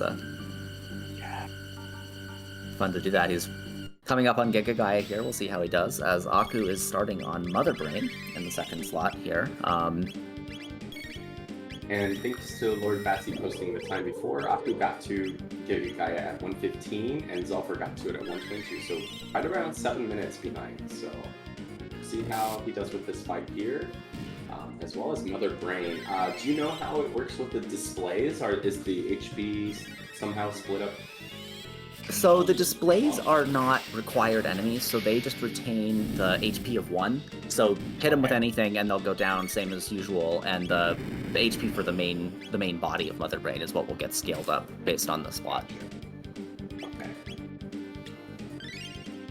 But it's still not too terrible of a boss to find here. You know, take out 2 of those displays so she's not healing so much. That's a lot of healing. But, you know, with only 1 of them, it's not too bad. Yeah. Looks like Xelpher at least hasn't had a wipe to Giga Gaia here, so he might be getting through it slightly faster. Seems like he might have had just a little bit more HP or happened to have the right gear on there. Yeah, I think he was using both prison dresses right away. Makes sense, yeah. And there's Giga Gaia down. Definitely an efficient one there. Xelpher's probably made up a little bit of time. Yeah.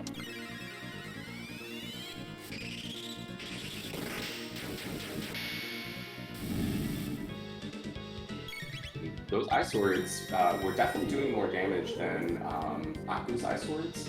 So I don't know if it's a prison spec thing or it's a crisis effect, but I think it's the crisis effect. Because I think both of them are using prison specs on Ayla. Right. Yeah, it's interesting to see. I think I was commenting to you before this race that I've seen more than a few races where Xelpher got to Gomo late, but then just breezed through it really quickly. And I have been wondering if he's going to do that here. And if he does have that better damage output, I think it's definitely possible. Aku is, of course, you know, a full boss and maybe a little bit ahead, so he's definitely got a task ahead of him if he's gonna catch up to Aku. Yeah.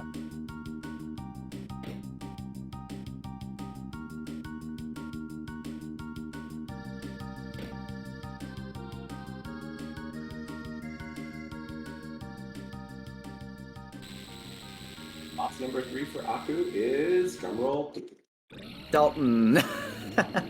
Oh my gosh. Wow. How strong is he going to be here? He will definitely have been scaled up for this spot. His early attacks never do much. Right, yeah.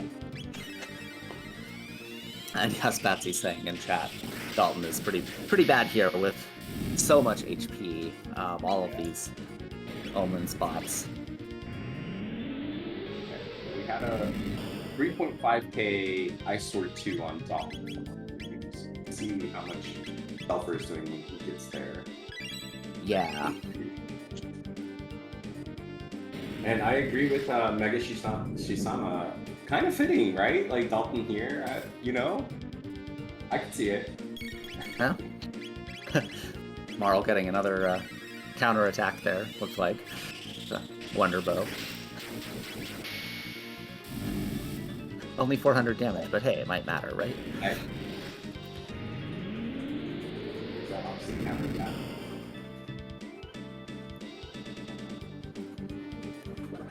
Yeah, it looks like his counters are doing some decent damage, but not enough that it's really causing a problem for Aku here. Yeah, the damage is mostly to Chrono. Marl and Ayla are both.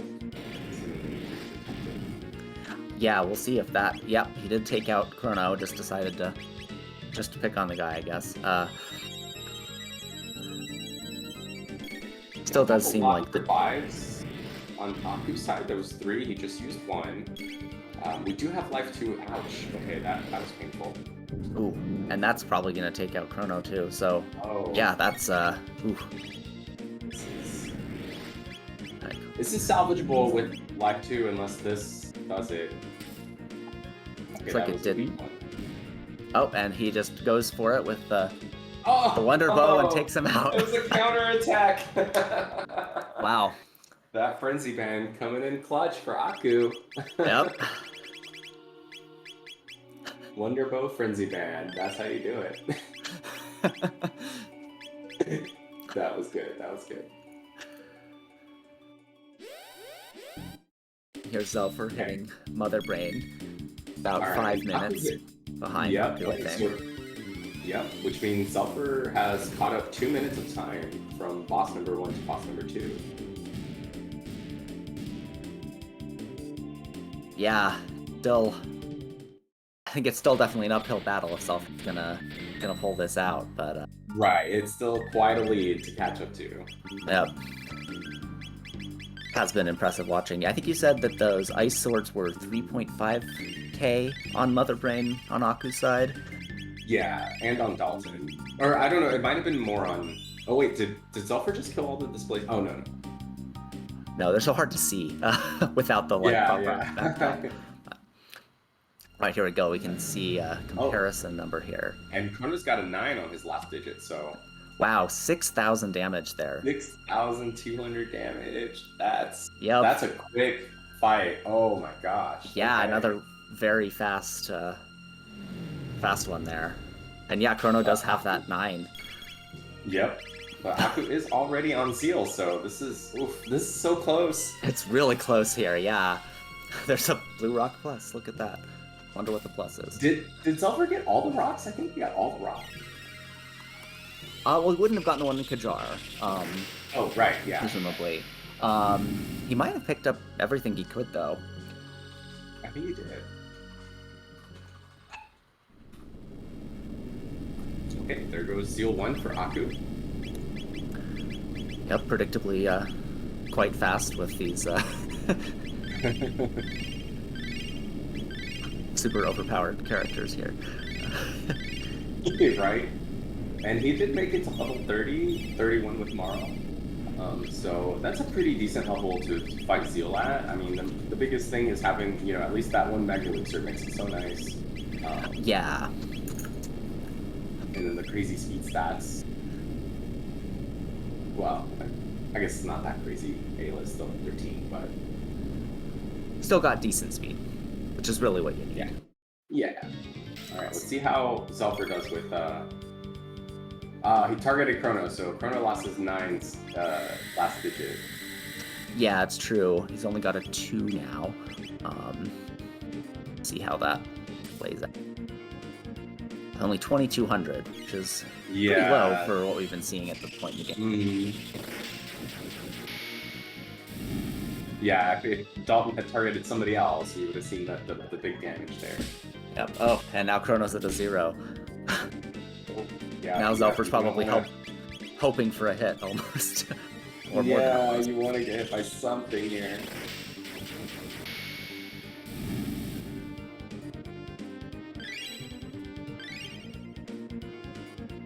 Pick. I don't remember what goes into final.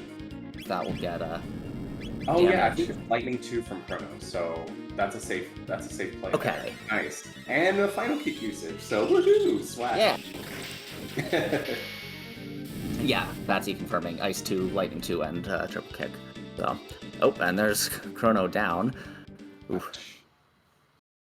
I haven't been keeping track of exactly how much damage has been being done here. I feel like this cube toss could finish it.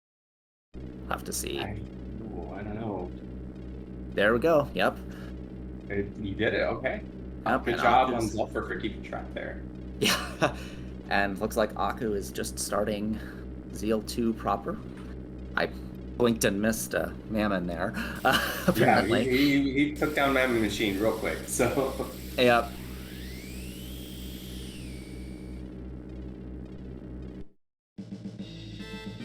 Yeah, we'll have to see. I think it's still probably favored Aku here, but Xelpher is definitely doing his darndest to make up this time.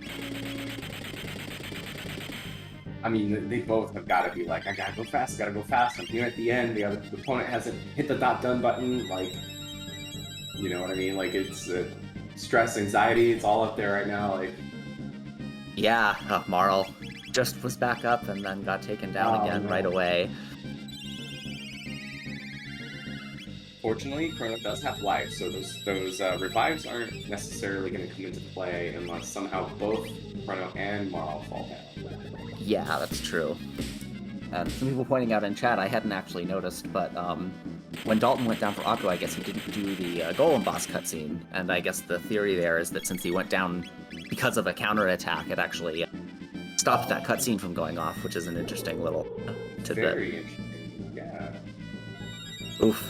Ayla down, but I guess we've got re-raise or something there. Yep.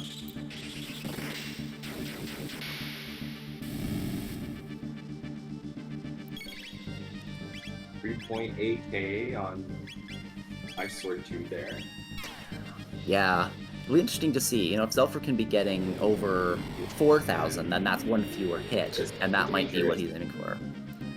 Oof, ouch. Oh, it was the green dream. Ouch, okay. Uh-oh.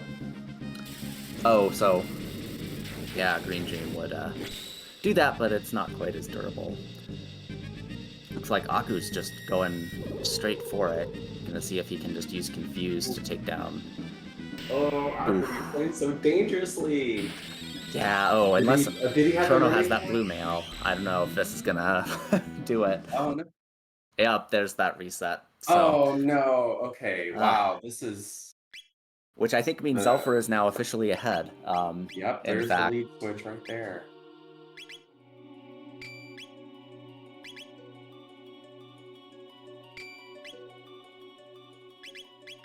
Yep, there's Mammoth Machine down for Xelpher. I think he was doing like 5,000 damage hits, so...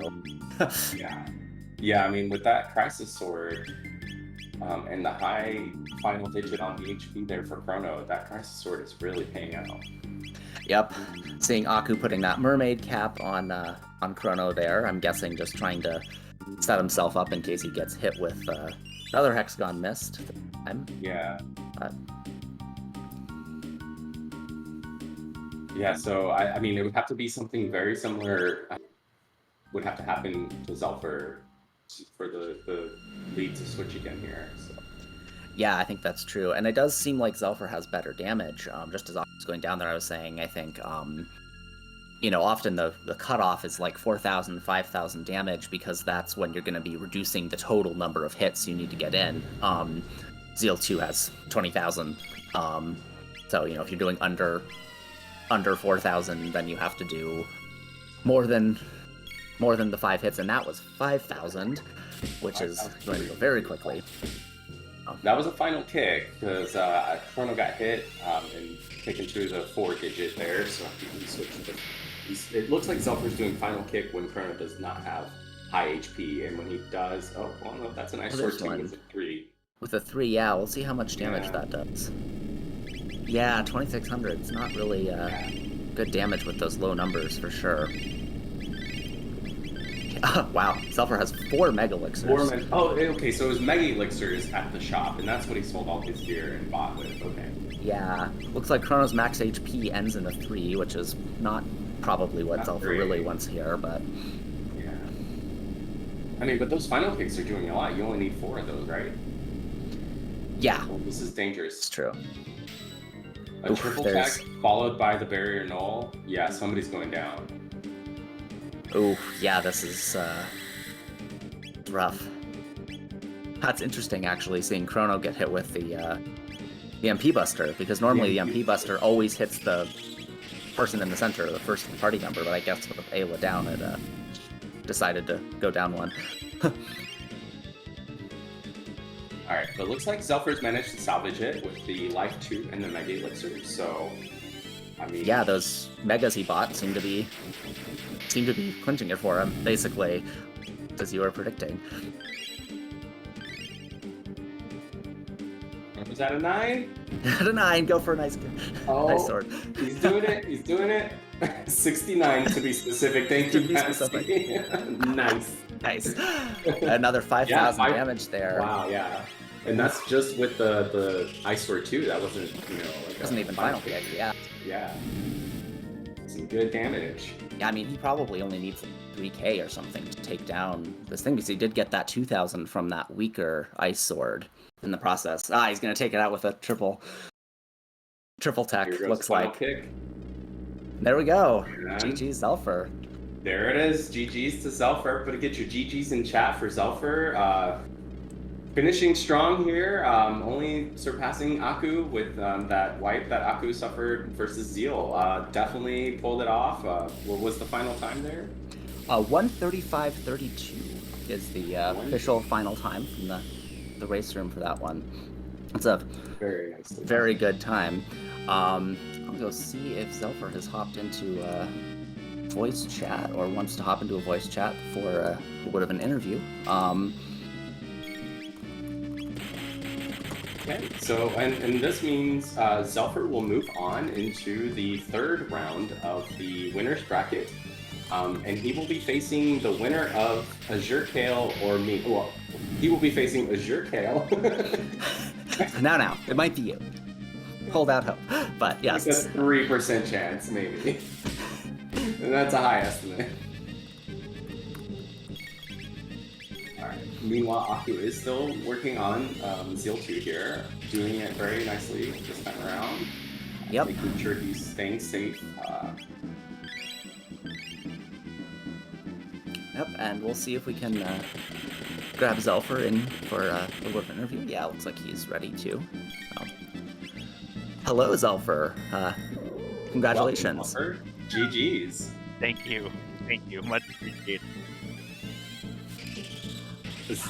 So Aku, as you can see, is currently on Zeal 2 right now. He did take a wipe, but I wanted to get a quick question while he's working on the boss now. How did you feel about this seed? This was the most fun I've had in a while in the seed. Oh yeah? Some good gear, right? Some good tech? We got some good gear, some good techs, a triple tech that actually came by right away. Oh, I was Yeah, nice. Yeah, it was like a super early final kick.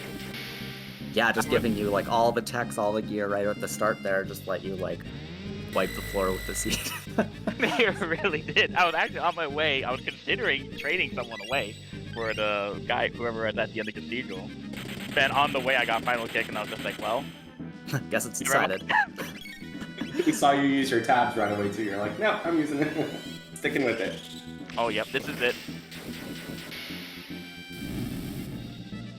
Yeah, you definitely. There's Aku finishing just now, All very right. close there. Very, very close. Ooh, GG's. Yeah, Grab get your that. GG's in chat for akuheish as well. Finishing very strong there. Had the wipe on Zeal 2, but managed to finish out real strong, showing us he knows how to do it. Yeah, and his official time was 1:39:23.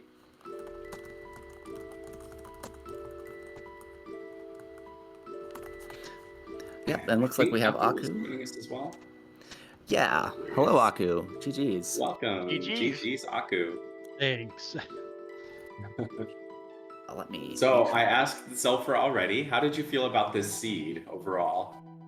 Overall, good. I just messed up at the end with equipment. Yeah, we noticed. Yeah, you had the wipe there on Zeal 2, and you were real close too. I know you were trying to finish it off with just Chrono, but all those early techs. Did you know right away you were just gonna stick with that team as well? You skipped the back of Cathedral, so you were like, "Nah, I'm just sticking with this." Yeah, I just stuck with it from the beginning. With Eyesore 2 right away, might as well. Yeah, and that relatively early Star Sword Plus for Chrono that came in really nice with that stop on it, the stop effect. Yeah, I abused that a little bit. Yes, you sure did. You got a lot of bosses stopped. I think you stopped Flea, you stopped Atropo, you just were stopping everything. Everything that could be stopped, I was. Yep. That's the way to do it, I don't think right? Xelpher got quite as lucky with the stops, but I forgot the sword had stop on it. I stopped like a regular mob after it was dead, maybe. yeah, I think so. Yeah. Of course, you got but great Xelpher- effect out of that crisis weapon, which might be what Smirk was about to mention too. It That was slasher yeah, too. that was exactly it. Yeah, definitely. Yeah, so I don't know if you checked the slasher 2 weapon, Aku. I think you got it and just nah, I don't need it. Yeah, I but did not Xelpher, look at it. Yeah, it ended up being a crisis slasher 2. So Xelpher was able to pump out some really big numbers with that Eyesore 2 slasher 2. Oh, that was crazy. No, I've never seen those numbers on Ice Sword before. I know, right? And it was you were very smart about your usage of it too. Whenever Chrono had, a low digit, you switched over to final kick. So I've had practice with the regular Crisis Farm, so I knew what to do. Yep. I Yeah, played no, it it's- more safe at the end. Yep. Yeah, it was really close right up there until the end. I think Smirk was already mentioning, but Aku made it up there first, and then Xelpher was making up time, and just passed right at the end there. Very, very close race. absolutely. I think we were doing a little bit of timing. You guys, Aku got to the first boss of the Omen. I think it was about 6 minutes or so ahead, and then the second boss was like 5 minutes ahead, and then I think by the time it was Seal, it was like 4.5 minutes, something like that. That sounds right. Yeah, it was Oh, man, definitely really? in the lead. Yeah, he was definitely in the lead, but then he took the wipe to a Hexagon Mist, and that is what switched the lead, because at that point you were already, Xelpher, were already in the Zeal 1? Mammon Machine, I think, Or at Mammon that point. Machine, I Yeah. think. Yeah, at that point. So, Oh, wow. yeah, so it was Yeah, pretty close. if I did the second way through it first, I think I would have won with what you're Yeah, saying. you would have had it then. Sounds oh, like man. it. Yeah, if you played That's just a scary. little safer on that first time through. But yeah, we actually, a lot of people in chat and ourselves as commentators, we were both curious because, sort of like in the middle there, you both started just skipping stuff. You were like, no, I'm not going to get this. I'm just going to go straight through.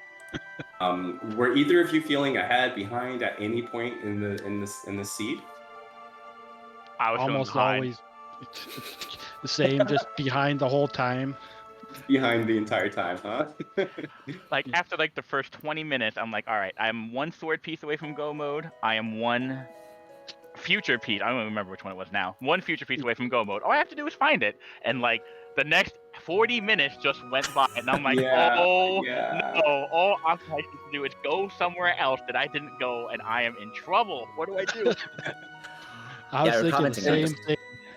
Yeah, we were commenting on just how open this seed was and how it really sets you up for exactly that anxiety of like, oh no, I have every check open. What if my opponent chose the right one and I didn't?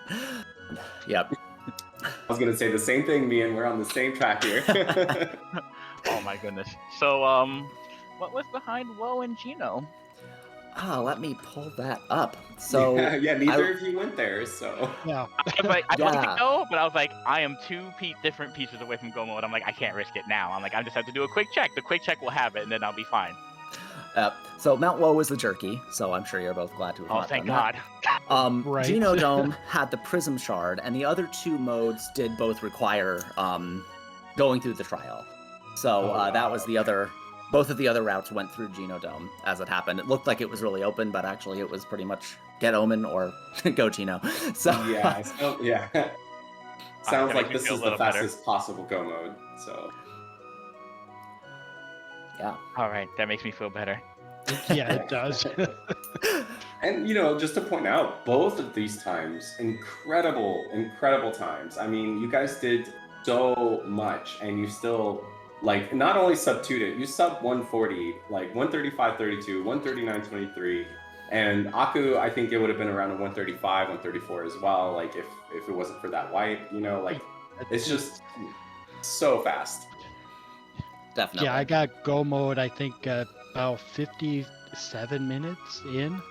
So 40-minute Omen. Like the whole, both dungeons.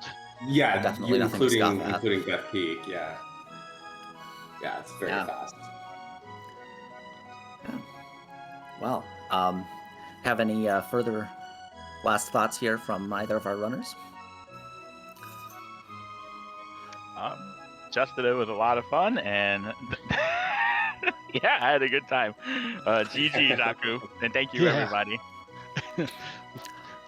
Watch out for that comeback in the end. Yep. Yeah. It's what I'm known Yeah, for. speaking of that, just wanted to say real quick in the challenge group, so Xelpher will be moving forward in the winners bracket on round 3, whereas Aku will be going down into the other bracket. And does it say who you will be facing? Yes. So Aku will be facing Cold Drizzle, aka One Free Fits. who lost his match to Imel N in the first round. So Gotcha. that will be ready to schedule soon, and we'll see what Xelpher's opponent looks like once Azure and you have your Yeah. match. So anyway, yeah, I guess we can do the usual talk. If you're interested in playing Jets of Time, please come join our Discord. We've got lots of nice, friendly people. Earlier this year, we did a whole video series that we called Camp Specchio, which was about training people how to play Jets of Time. And if you're interested, I'm sure you can go through that and you'll find lots of good information. But even if you don't, you can come join our Discord and we'll give you lots of good information there. We're always looking for more people to help with things like commentary and tracking. Thanks to Smirk for joining me on this, and thank you for Earthrix to helping with the tracking.